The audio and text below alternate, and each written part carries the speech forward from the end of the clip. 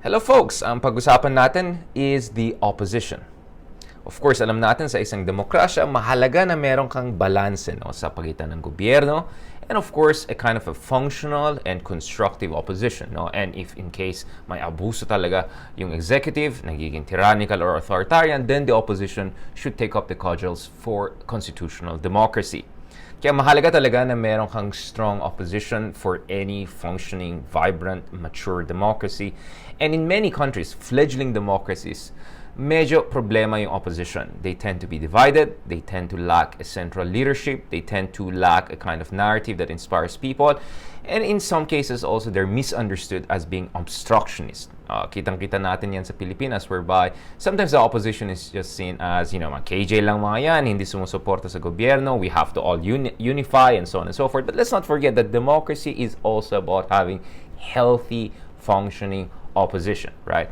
And ang tanong ngayon is, heading into the 2022 elections, what is the opposition providing as an alternative? At what is the opposition actually fighting for in the coming elections? At dyan, dapat pag-usapan natin no less than Vice President Leni Robredo, the duly elected, of course, second highest elected official in the country. In many ways, she is also the de facto leader of the opposition, although there are many people who claim to be the opposition leader. Everyone wants to be the David versus the Goliath of populism in Malacanang, or at least that's how they want to portray it.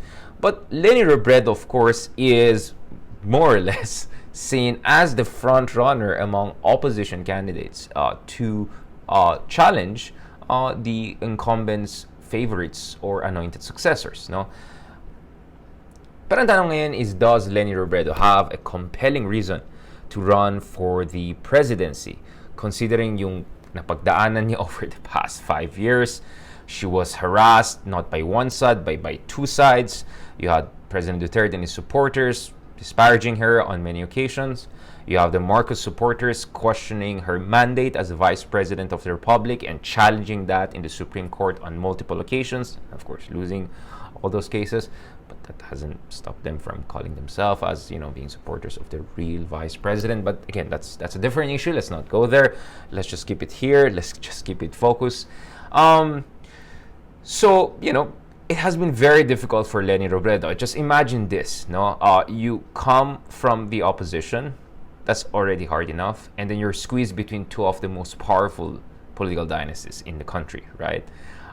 That's not something easy, not to mention the barrage of troll farm attacks year after year against the Vice President of the Republic, which inevitably had some negative effect in terms of her popularity at saka yung kanyang imahe for many Filipinos, especially those who siguro, were not willing to have due diligence to really look into ano naman talaga nagawa ni Vice President Leni Robredo for the country. The opposition portrays itself as a working opposition, but for you to know that they are working opposition, you have to bother to sift through all the fake news and disinformation and really look at ano ba talagang ginagawa ng office of the Vice President.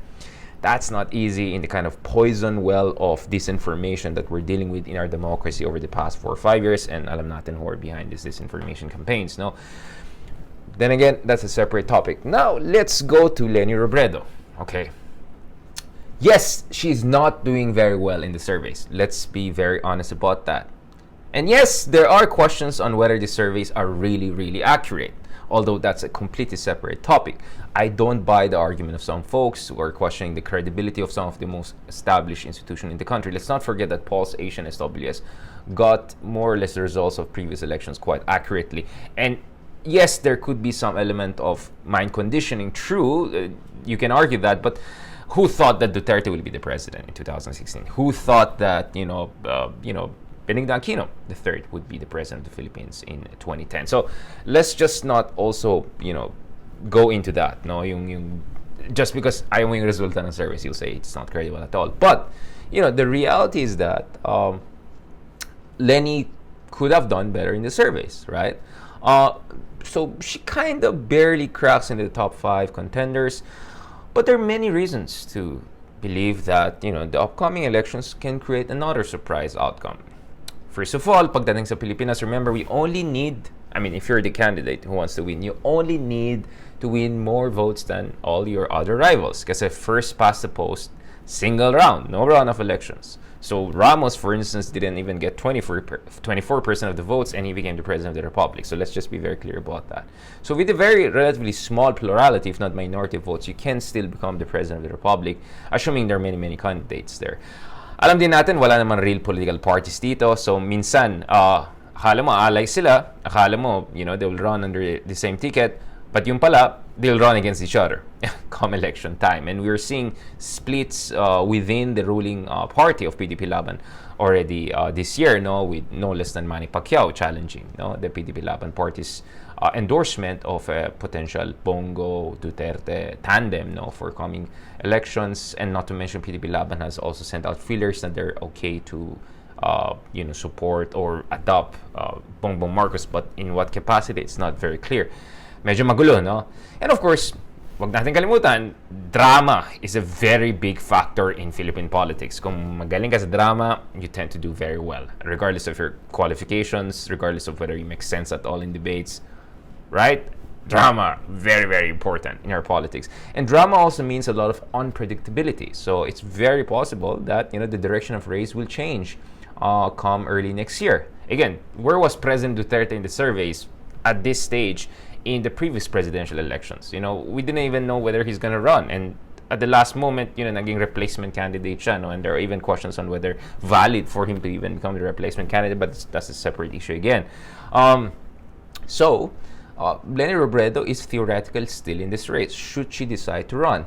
But if she's going to decide to run, or when she's going to decide to run, it's going to be a tough one, right? And she has to clear a number of hurdles. And actually, yung tanong ngayon is who's going to be her vice presidential mate. Obviously, she's not going to run for vice president again.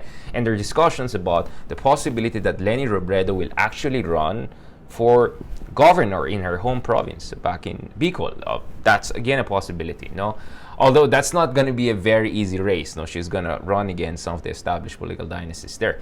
But, going back again to national politics, if she's going to run, who's going to be her vice presidential mate? Is it going to be Trillanes, who actually ran, I think, as vice president in the last elections, if you remember?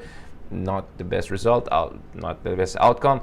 Senator Lacson has been kind of positioning himself as an alternative to the administration, although opposition pa talaga siya. At ayon kay Lacson, he provided a kind of a unification formula and nag-resist daw si Leni Robredo. But is he even opposition? Or what was that formula? Is he suggesting that Leni should run under him, or he's going to run under Leni? I mean, that's not very clear. So a lot of maraming smoke screen, maraming mist of uncertainty and mystery around Leni's plans. But should Leni run, she has to take care of three important issues.